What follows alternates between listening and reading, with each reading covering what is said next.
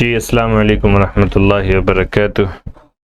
आज का छोटा सा लेकिन एक इम्पोर्टेंट सबक हमारे सामने है, वो है इंग्लिश का असाइनमेंट।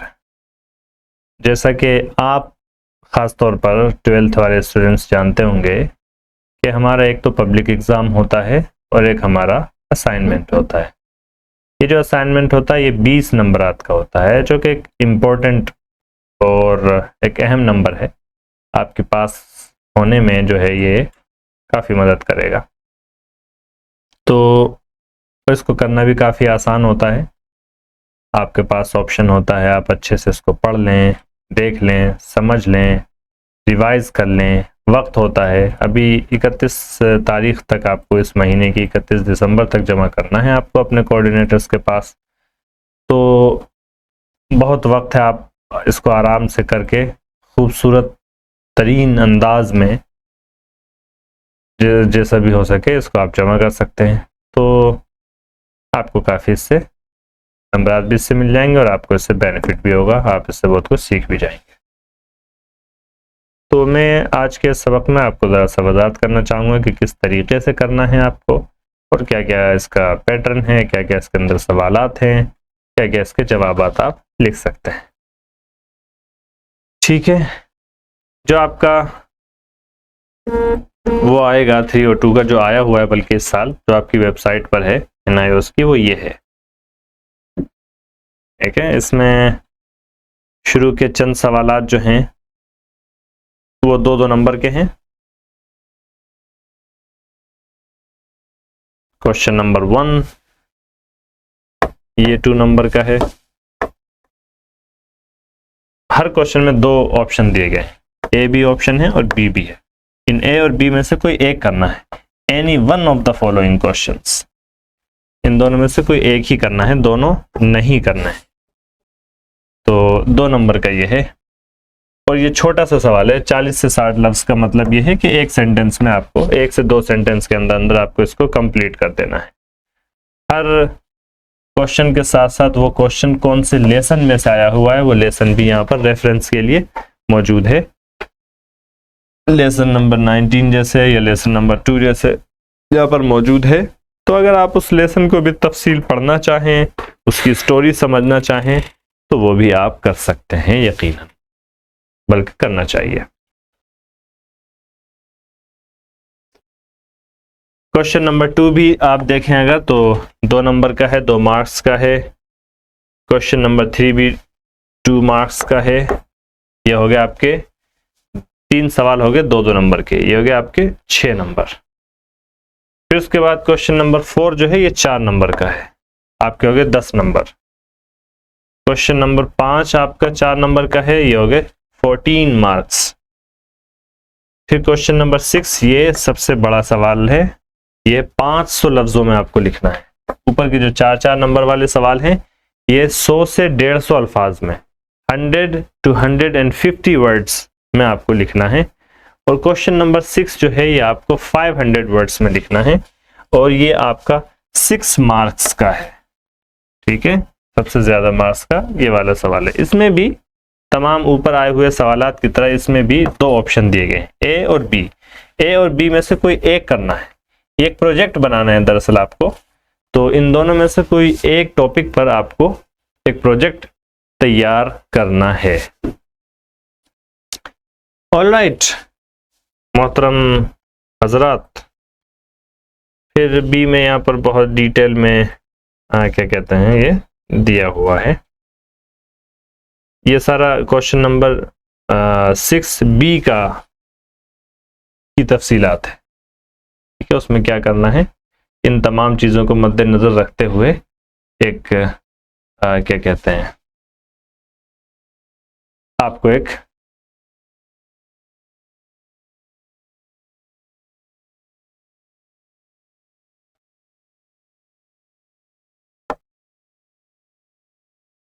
नीचे जितना भी कुछ डिटेल दी गई है, इन तमाम डिटेल को सामने रखकर एक नोट आपको तैयार करना है। उसमें जो भी एब्रिविएशंस हैं, ठीक है, उनका इस्तेमाल करना है, कम से कम 4 का। इंस्ट्रक्शंस यहाँ पर दी हुई हैं किस तरीके से वो करना है।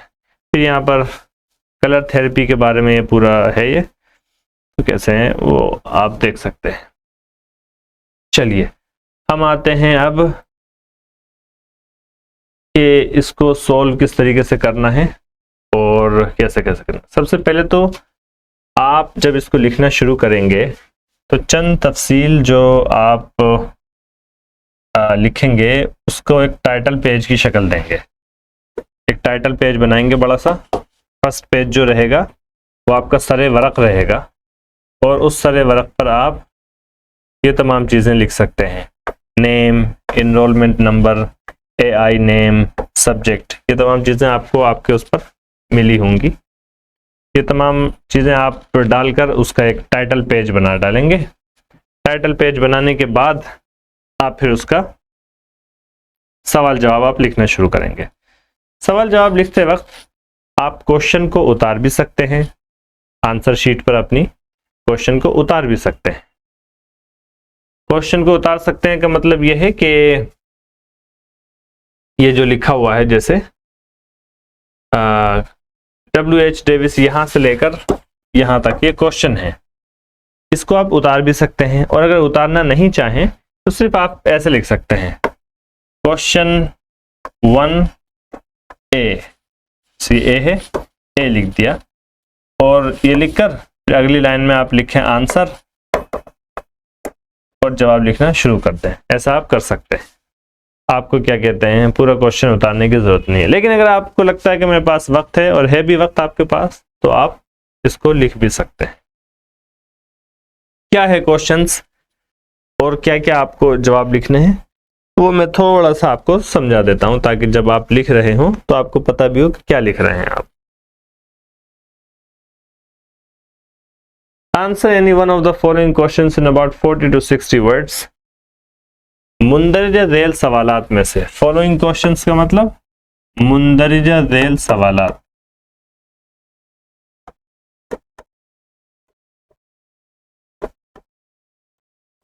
यानी नीचे दिए गए सवालात। नीचे दिए गए सवालात में से किसी एक का जवाब लिखिए 40 से 60 लफ्जों में, 2 मार्क्स, 2 नंबर का ये। क्या सवाल है?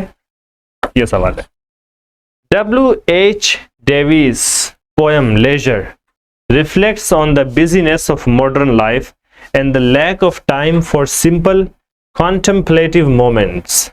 Analyze the significance of the speaker's reference to nature, such as standing beneath boughs and observing squirrels hiding their nuts. How does it contribute to the theme of the poem?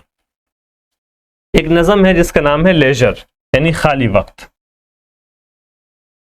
इस नज़म के अंदर क्या हुआ है, इस नज़म के जो पोइट हैं वो हैं WH डेविस, उनका नाम है। WH डेविस की नज़म लेजर रिफ्लेक्ट्स, रोशनी डालती है, on the business of modern life, modern जिंदगी की मशगूलियत पर। यानी आज की जो हमारी मॉडर्न जिंदगी हो गई है बहुत मसरूफ हो गई है, इतनी मसरूफ हो गई है कि बस हम हर वक्त काम काम काम के पीछे पड़े रहते हैं और जो हमारा क्या कहते हैं, अपने आप को हम टाइम नहीं देते, नेचर को हम टाइम नहीं देते। नेचर से मुराद फितरत और फितरी चीज़ें जैसे पेड़ पौधे, नदी, दरिया और नहर, समंदर, क्या कहते हैं, पहाड़, ठीक है, हरियाली, ये सब खुदा की बनाई हुई नेचुरल चीज़ें हैं जो अल्लाह ने इंसान के लिए ही बनाई है। और इंसान इन सब में मसरूफ़ होकर या इन सब में वक्त लगाकर क्या कहते हैं, अपने जहन के बोझ को हल्का कर सकता है, अपने स्ट्रेस को ख़त्म कर सकता है। लेकिन आजकल जो है मॉडर्न ज़िंदगी में हमारी इन तमाम चीज़ों के लिए वक्त ही नहीं रह गया है। तो वही कहना चाहते हैं WH की नज़म leisure reflects on the business of modern life, वो मॉडर्न लाइफ की मशगूलियत पर रोशनी डालती है, and the lack of time, और वक्त की कमी पर रोशनी डालती है। किस चीज़ के लिए वक्त की कमी? फॉर सिंपल कॉन्टेम्पलेटिव मोमेंट्स, सादा गौर करने वाले लम्हात पर। यानी ऐसा नहीं है कि आदमी जो है वक्त निकाल कर अपना किसी चीज़ पर कॉन्टेम्पलेशन, गौर व फिक्र करे, मुराकबा करे, ठीक है, योगा करे, इंसान के पास इन तमाम चीज़ों करने का वक्त नहीं रह गया। Analyse the significance of the speaker's reference to nature. Analyse तज्जिया करना, सिग्निफिकेंस अहमियत।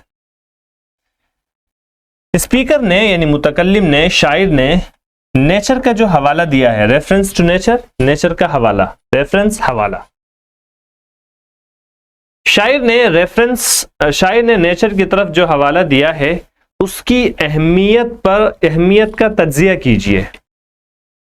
शायर ने क्या कहते हैं, नेचर, शायर की या स्पीकर की नेचर के रेफरेंस की अहमियत पर आप रोशनी डालिए, तज्जिया कीजिए। सच एज, उन्होंने क्या क्या हवाला दिया है अपनी नज़म में, सच एज, जैसा कि स्टैंडिंग बीनीथ बॉउज, पेड़ की टहनियों के नीचे खड़ा होना, and observing squirrels hiding their nuts, और गिलहरियों को देखना, गिलहरियों का मुशाहदा करना अपने नट्स को यानी अखरोट वगैरह को छुपाते हुए। How does it contribute to the theme of the poem, किस तरीके से ये तमाम बात इस नज़म का जो मौजू है उसको कंट्रीब्यूट करती है। ठीक है, उस पर क्या कहते हैं, अपना उसमें किस तरीके से, उसकी थीम में किस तरीके से मुआविन है ये। तो ये सवाल हो गया, क्या सवाल हो गया कि W.H. डेविस की जो नज़म है लेजर, उन्होंने अपनी इस नज़म में मॉडर्न लाइफ की मसरूफियात पर रोशनी डाली है और उन्होंने ये कहा है कि इंसान के पास वक्त नहीं रहा, अब किस चीज़ के लिए वक्त नहीं रहा कि इंसान जो है छोटी छोटी जो फितरी या कुदरती चीज़ें हैं उन पर गौर करे। उन्होंने अपनी नज़म में ये कहा कि किसी पेड़ की टहनी के नीचे खड़े हो जाना या किसी गिलहरी को अपने अखरोट वगैरह को छुपाते हुए देखना, इन तमाम चीज़ों को देखना भी इंसान का क्या कहते हैं, फितरत के जो मज़ाहिर हैं उनसे इंजॉय करना, ये भी एक कंट्रीब्यूटिंग फैक्टर है और इससे इंसान जो है नेचर के तई अपना कंट्रीब्यूट कर सकता है। तो ये कुछ रेफरेंसेस उन्होंने अपनी नज़म के अंदर दिए। चलिए इसका जवाब, ये तो सवाल था सिर्फ, जवाब। In leisure the speaker uses imagery like standing beneath boughs and watching squirrels hide their nuts to emphasize the importance of appreciating nature's beauty. Leisure नज़म में मुतकल्लिम इमेजरी एक लिटरेरी डिवाइस है, ठीक है, एक लिटरेरी डिवाइस है ये, क्या कहते हैं, फिगरेटिव अंदाज में किसी ऐसी ताबीरात का इस्तेमाल करना कि जिससे आपके जहन में उसकी एक तस्वीर बन जाए, उसको इमेजरी बोलते हैं। जैसे आप अपने आप को किसी पेड़ की शाख के नीचे खड़ा देखें या खड़े होने का तसव्वुर करें तो फौरन आपके जहन में एक क्या बन जाती है, तस्वीर बन जाती है। इसी तरीके से आप तसव्वुर करें कि कोई गिलहरी है जो घास में या पेड़ की टहनी में या पेड़ के किसी शाख पर नट्स को, या जैसे मूंगफली है या जैसे क्या कहते हैं आपका बादाम है, अखरोट है, वो कहीं से ढूंढ कर लाई है और उसको छुपा रही है। जब इस तरीके की बातें या इस तरीके का मंजरनामा आप पेश करते हैं तो आपके जहन में एक तस्वीर बनती है तो इस तरीक़ेकार को क्या कहते हैं, लिटरेचर में इमेजरी बोला जाता है। क्या बोला जाता है? इमेजरी। इमेज तस्वीर को बोलते ही है, तो इमेजरी वो लिटरेरी डिवाइस जिसके ज़रिए से आप किसी कोई तस्वीर पैदा करें जहन में। चलिए देखिए क्या मतलब है अब इसका। लेजर, ये नज़म का नाम है। लेजर में मुतकल्लिम इमेजरी का इस्तेमाल करता है, जैसे कि किसी शाख के नीचे खड़े होना या गिलहरी को अपने नट्स को छुपाते हुए देखना, to emphasise the importance of appreciating nature's beauty.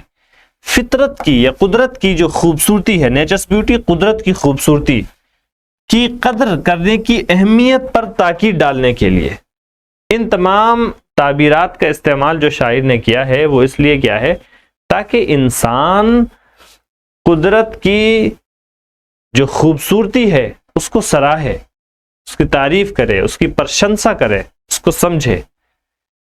These simple acts, ये सादा से अमल, सिंबलाइज, ये सिंबल होते हैं, ये क्या कहते हैं, अक्कासी करते हैं, ये इस बात को बताते हैं, सिंबलाइज माइंडफुलनेस, आप कितने माइंडफुल हैं, कितने मुहतात हैं, कितने मुतवज्जे हैं, आप कितना तवज्जो दे रहे हैं, इस बात को बताते हैं। And the Joy of living in the present, और हाल में जीने की जो खुशी है उसको बतलाते हैं। They highlight how modern life rush robs us of such serene experience, underscoring the theme of reconnecting with nature. They highlight, ये तमाम ताबीरात जो ऊपर जिक्र की गई, जिनका ऊपर जिक्र किया गया, ये तमाम ताबीरात हाईलाइट करती हैं कि किस तरीके से मॉडर्न जिंदगी की भाग दौड़ ने, मॉडर्न लाइफ रश का मतलब जल्दबाजी, भाग दौड़, कि किस तरीके से मॉडर्न जिंदगी की भाग दौड़ ने, या किस तरीके से मॉडर्न जिंदगी की भाग दौड़ रॉब्स अस, हमसे लूट लेती है, हमसे छीन लेती है, ऑफ सच सीरीन एक्सपीरियंस, इस तरीके के पुरसुकून तजर्बात को, इस तरीके के जो पुरसुकून सीरीन एक्सपीरियंस हैं, तस्कीन बख्श, सुकून पहुंचाने वाले जो ये एक्सपीरियंसेस हैं, वो हमसे छीन लेती है। Underscoring the theme of reconnecting,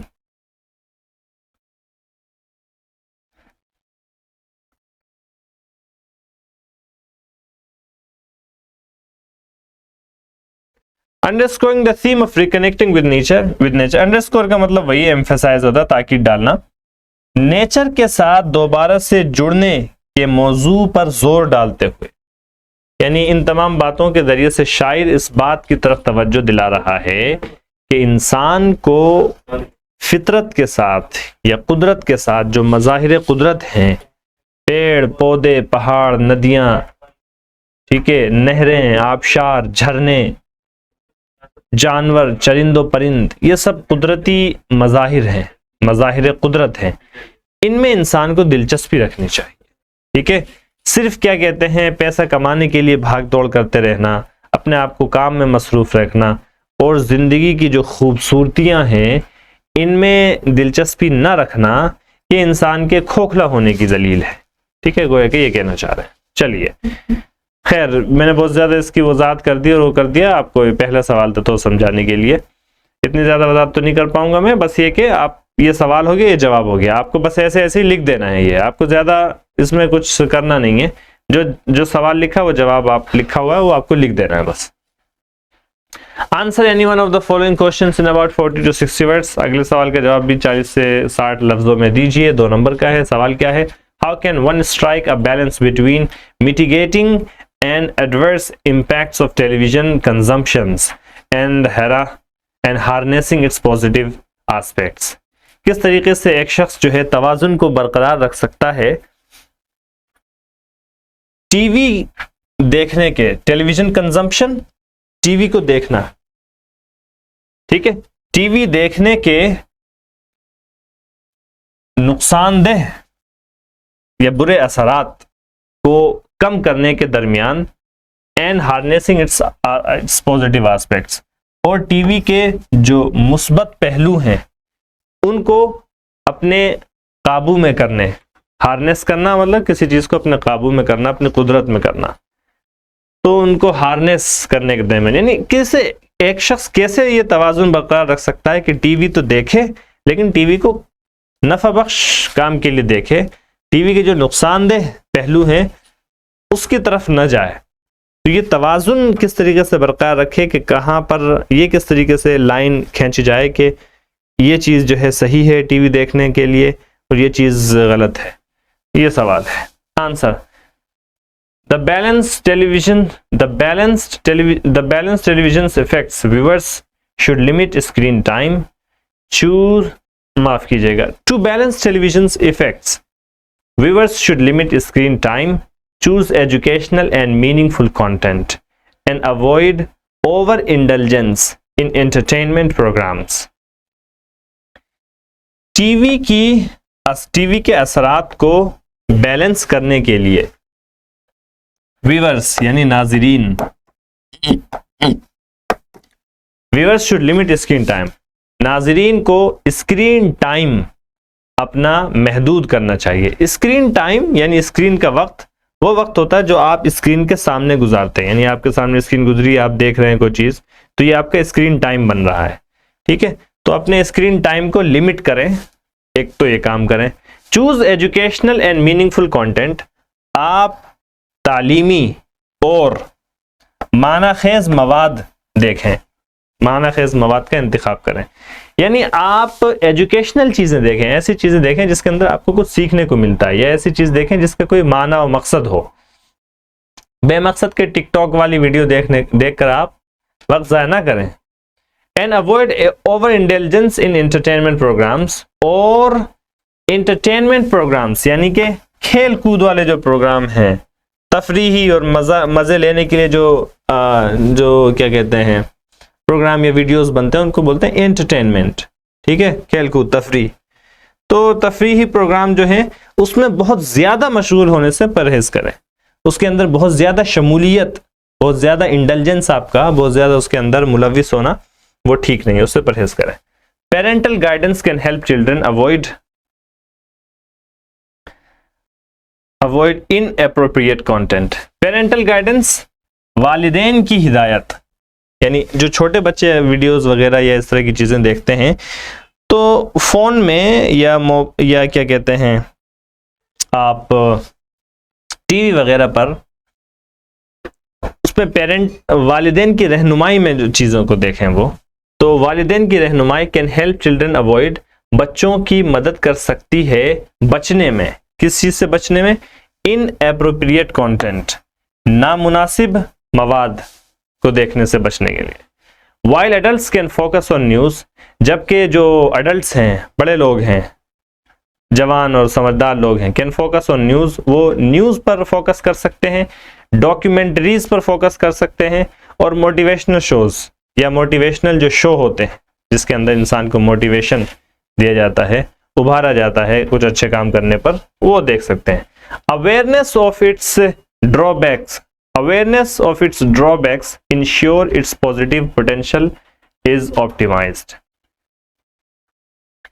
इसके जो ड्रॉबैक हैं, यानी कि इसके जो नुकसानात हैं, जो इसके नेगेटिव एस्पेक्ट हैं, उसके बारे में जागरूकता, उसके बारे में आशनाई और वाकफियत, इंश्योर वो इस बात को यकीनी बनाती है कि इसके मुस्बत मुमकिना इसकी जो मुस्बत सलाहियत है उसका बेहतर से बेहतर इस्तेमाल किया जा सके।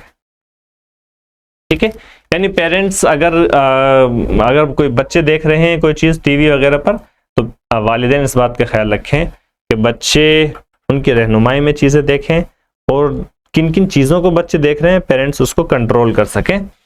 और बड़े लोग अगर देख रहे हैं तो वो लोग न्यूज़ देखें, डॉक्यूमेंट्री देखें। डॉक्यूमेंट्री दरअसल हकीकत पर मबनी जो ड्रामे या हकीकत पर मबनी जो कहानियाँ वगैरह बनाई जाती हैं उसको डॉक्यूमेंट्रीज बोलते हैं।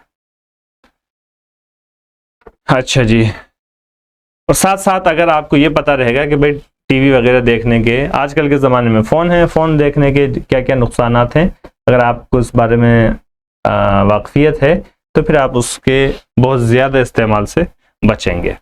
2 नंबर का सवाल हो गया ये भी। Question number 3, answer any one of the following questions in about 40 to 60 words. 40 से 60 लफ्ज़ों में इसका भी जवाब दीजिए। क्या है सवाल? What is the significance of the term child servitude? Child servitude, इस इस्तिलाह की क्या अहमियत है, यानी इस इस्तिलाह का क्या मतलब है चाइल्ड सर्विट्यूड? ठीक है, जो चाइल्ड लेबर होती है या चाइल्ड सर्विट्यूड होती है। And how does it contribute to the discussion about the recognition of girls domestic labour as a form of child labour, और किस तरीके से लड़कियों के डोमेस्टिक लेबर यानी घरेलू जो घर में छोटी बच्चियों से जो काम कराते हैं, गर्ल्स डोमेस्टिक लेबर, वो किस तरीके से चाइल्ड लेबर की एक शक्ल की शनाख्त के बारे में डिस्कशन में ये बात कंट्रीब्यूट करती है। चलिए जवाब देखिए। इस सवाल का मकसद ये है कि चाइल्ड सर्विट्यूड या चाइल्ड लेबर, बच्चों से काम कराना, ये गैर कानूनी चीज़ है। एक बात तो ये हो गई कि लड़के जो है बाहर किसी होटल पे या कहीं भी, छोटे बच्चे लड़के वो काम करते हैं, तो वो भी क्या है, बच्चा मजदूरी है या बच्चों की मजदूरी है, जो कि गैर कानूनी काम है और जुर्म है, ऐसा नहीं करना चाहिए। वहीं एक तरफ ये बात होती है कि घर में छोटी बच्चियों से भी तो काम कराया जाता है। क्या घर में छोटी बच्चियों से काम कराना ये चाइल्ड लेबर के जुमरे में नहीं आता है? ये आता है। तो क्या है उसी बारे में। Child servitude refers to exploiting children. सबसे पहले तो इस्तिलाह जो चाइल्ड सर्विट्यूड थी उसकी वजाहत कर रहे हैं। Child servitude refers to exploiting children for unpaid or low wage labour often in unsafe conditions. Child servitude यानी बच्चों से काम कराना, ठीक है, चाइल्ड लेबर। रेफर्स इशारा करती है इस बात की तरफ, किस बात की तरफ, कि बच्चों का इस्तेहसाल करना, यानी बहुत ज्यादा काम कराना, पैसे कम देना, इसको बोलते हैं एक्सप्लॉइट करना, इस्तेहसाल करना, गलत इस्तेमाल करना, बच्चों का इस्तेहसाल करना फॉर अनपेड, बगैर पेमेंट वाली, और लो वेज या कम मजदूरी वाली लेबर, मेहनत पर। ऑफन इन अनसेफ कंडीशंस, अक्सर व बेशतर किसी गैर महफूज सूरत हाल में, कंडीशन, यानी बच्चों से काम कराते हैं और बच्चों से काम भी इस तरीके से कराते हैं कि या तो उसको पैसे नहीं देते हैं या पैसे देते भी हैं तो बहुत कम देते हैं, और काम भी कराते हैं तो अनसेफ कंडीशंस में कराते हैं। Recognising girls domestic labour as child labor is crucial because it highlights their vulnerability to exploitation. Recognizing girls domestic labor, लड़कियों का घरेलू कामकाज करना, घर पर जो मजदूरी या घर पर जो कामकाज करती हैं लड़कियों के घर पर कामकाज करना, इसको समझना भी, इसको पहचानना भी क्रूशल, अहम है। बिकॉज इट हाईलाइट्स, क्योंकि ये बात हाईलाइट करती है देयर वल्नरेबिलिटी, ठीक है,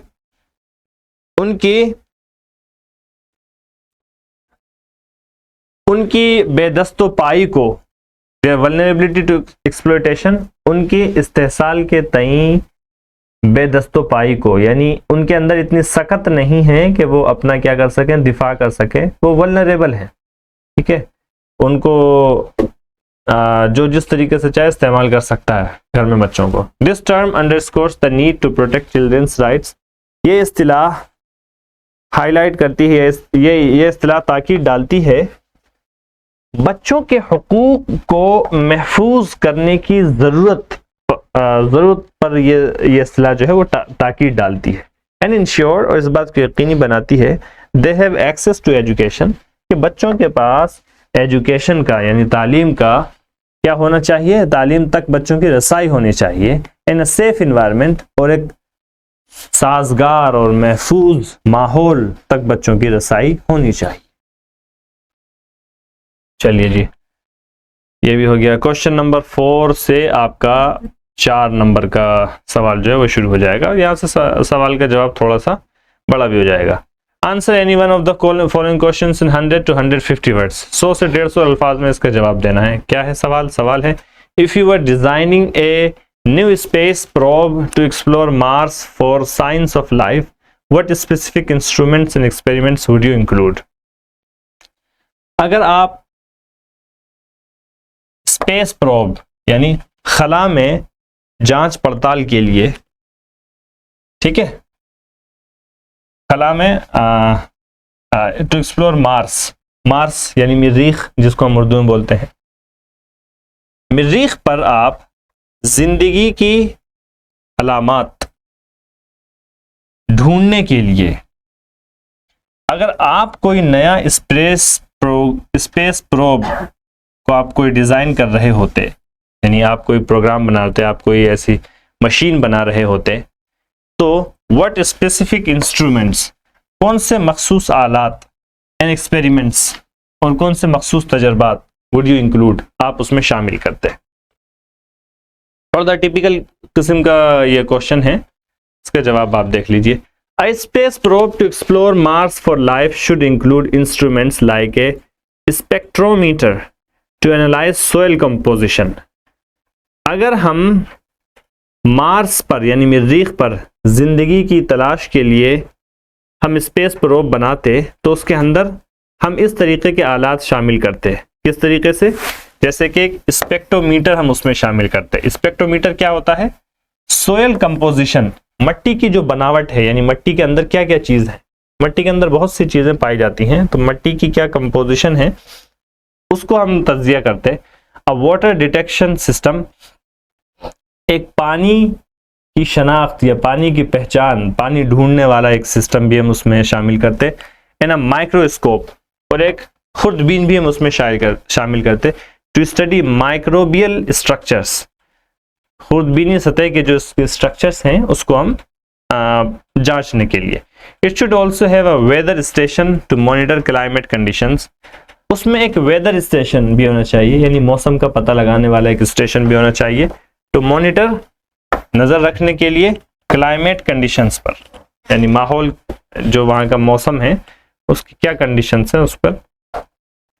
and a DNA sequencer to detect potential organic molecules, और उसके अंदर जो है हमें एक डीएनए सीक्वेंसर यानी डीएनए की तरतीब के साथ रखने वाला एक आला भी हमें उसके अंदर शामिल करना चाहिए, to detect potential organic molecules, ताकि हम वहां के मुमकिना ऑर्गेनिक मॉलिक्यूल्स जो हैं उनको हम पहचान सकें, उनकी हम शनाख्त कर सकें।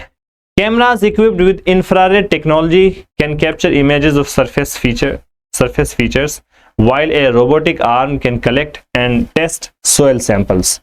हम उसके अंदर इस तरीके की चीजें भी शामिल कर सकते हैं, जैसे कि वो कैमरा जिसके अंदर इंफ्रारेड टेक्नोलॉजी हो, क्योंकि वो इंफ्रारेड टेक्नोलॉजी वाले कैमरा से less camera can capture images of surface feature, वो ऊपरी की जो सतह होती है उसकी जो खद्दोखाल है, उसकी जो खुसूसियात हैं, उसकी वो तस्वीरें बना सकता है। While a robotic arm can collect and test soil samples, जबकि एक रोबोट वाली आर्म वो कलेक्ट कर सकती है और मट्टी के जो सैंपल हैं उसको टेस्ट कर सकती है। A sample return mechanism would allow advanced analysis back on earth, और एक सैंपल को वापस लाने वाला कोई mechanism would allow advance analysis back on earth, वो हमें इजाजत देता कि हम एडवांस लेवल पर उसका यहाँ जमीन पर भी हम तज्जिया और जांच कर सके। दीज टूल्स कलेक्टिवली इंश्योर, ये तमाम आलात मजमूई तौर पर इस बात को comprehensive investigation for life on Mars, मरीख पर जिंदगी की तहकीक और उसकी जांच और तफ्तीश, जांच पड़ताल, एक जामे जांच पड़ताल को यकीनी बनाने में यकीनी बना सकती हैं। ठीक है, यानी अगर आपको मार्स पर जिंदगी की अलामात ढूंढने के लिए भेजा जाता तो और आप वहां के लिए कोई एक स्पेस प्रोब बनाते तो उसके अंदर क्या क्या चीजें शामिल करते, तो उसका जवाब है कि आप उसके अंदर हम उसके अंदर ये चीजें शामिल कर सकते थे और उससे ये फायदे होते। क्वेश्चन नंबर 4 हो गया। क्वेश्चन नंबर 5, ये भी 5 उसका है, सॉरी 4 नंबर का है। क्या है? Select a job advertisement that is suitable for you. देखिए हर क्वेश्चन में 2-2 ऑप्शन दिए गए हैं, लेकिन हम 2 में से सिर्फ एक ऑप्शन को हम कर रहे हैं। सेलेक्ट अ जॉब एडवर्टीजमेंट, एक जॉब एडवर्टीजमेंट का आप इंतखाब कीजिए that is suitable for you, जो कि आपके लिए सूटेबल हो, मुनासिब हो। फ्रॉम द रिसेंट न्यूज़पेपर, हाल ही में किसी न्यूज़पेपर से। Write a letter of application, और एक एप्लीकेशन का लेटर लिखिए that you may write if you wish to apply for it, जो आप अगर आप उसके लिए अप्लाई करना चाहें तो लिख सकें। लेटर ऑफ एप्लीकेशन, ठीक है, किस तरीके से आप अपना जॉब के लिए अगर आप अप्लाई करेंगे तो किस तरीके से अपना लेटर लिखेंगे। मिसाल के तौर पर आप उस पर अपना नाम, अपना एड्रेस लिखेंगे, क्या 1 बहादुर शाह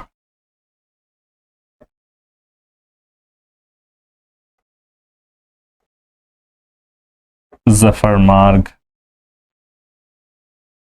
न्यू दिल्ली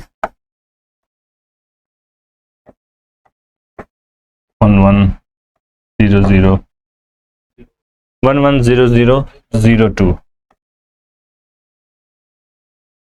ठीक है जी, ऐसे करके आप एड्रेस डाल सकते हैं। आप जहां से भी अप्लाई कर रहे हैं, आप जहां पर भी रहते हैं, जिस स्टेट में भी रहते हैं, उसी स्टेट का एक छोटा सा एड्रेस डाल सकते हैं, तारीख डाल सकते हैं, मिसाल। ठीक है, ऐसे करके आपने डाला, फिर आप लिखेंगे to the hiring manager, company का नाम लिख दें, जैसे आप लिखते हैं क्या, टाटा मोटर्स, मिसाल के तौर पे बता रहा हूं मैं। या आप जो है किसी लेटर ऑफ एप्लीकेशन इस तरीके से लिखा जाता है। एक सैंपल के तौर पे यहाँ पे मैंने आपके सामने लगाया है, आप इस तरीके से लिखेंगे। मान लीजिए आप किसी मदरसे में या किसी स्कूल में, आप किसी उर्दू मीडियम स्कूल में या उर्दू मीडियम मदरसे में, मान लीजिए आप इंग्लिश टीचर की आप दरख्वास्त दे रहे हैं, तो आप इस तरीके से लिख सकते हैं। ज़ाहिर तौर पर सफ़िया अख्तर नाम हो गया, 123 स्ट्रीट नेम, गली नाम, और तफसीलात जो है आप यहाँ पर लिख दिए, city, state, zip code, email address, phone number. जो आजकल के तमाम तकाज़े हैं कि आप तमाम चीज़ें उसके अंदर शामिल करें, वो तमाम चीज़ें आप इसके अंदर शामिल कर सकते हैं। ठीक है जी, तारीख डालेंगे, फिर उसके बाद किसको आप भेज रहे हैं, प्रिंसिपल XYZ स्कूल, उनका एड्रेस, तफसीलात, डियर सर और madam, I'm writing to apply for the position of English teacher at XYZ school। आप यहाँ पर नाम लिख सकते हैं किसी भी स्कूल का। As a passionate individual with a keen interest in teaching, I'm excited about the opportunity to contribute to your institution and inspire students to develop their English language skills. I've completed my 12th grade education। जो भी आपने education मुकम्मल की है, graduation, post graduation, वो आप यहाँ पर लिख सकते हैं, in Urdu medium, and pursued the first year of graduation before dedicating myself to teaching. Although I am a fresher in a formal school environment, I have provided private tuition to children in my area, focusing in improving their language comprehension, grammar, and writing skill. This experience has earned my ability to adapt to individual learning needs and develop creative lesson plans. My background in Urdu medium education equips me with the unique ability to bridge linguistic gaps and help students from diverse backgrounds excel in English. I'm committed to creating supportive and inclusive learning environment where every student feels encouraged to participate and grow. I would be honored to bring my enthusiasm and dedication to XYZ school. I look forward to the opportunity to discuss how I can contribute to your students' success. Please feel free to contact me at phone number दे दीजिए, email address दे दीजिए, to schedule an interview. Thank you for considering my application। इस तरीके से आप sample के तौर पर बहुत सी चीज़ें इसमें आप अपने हिसाब से एडिट कर सकते हैं, डिलीट कर सकते हैं, ऐड कर सकते हैं, जो भी आप मुनासिब समझें। चलिए, आखिरी क्वेश्चन इसमें आ जाएगा आपका ये वाला। आपको एक इसमें बनाना है project. Prepare any one project out of the following in about 500 words.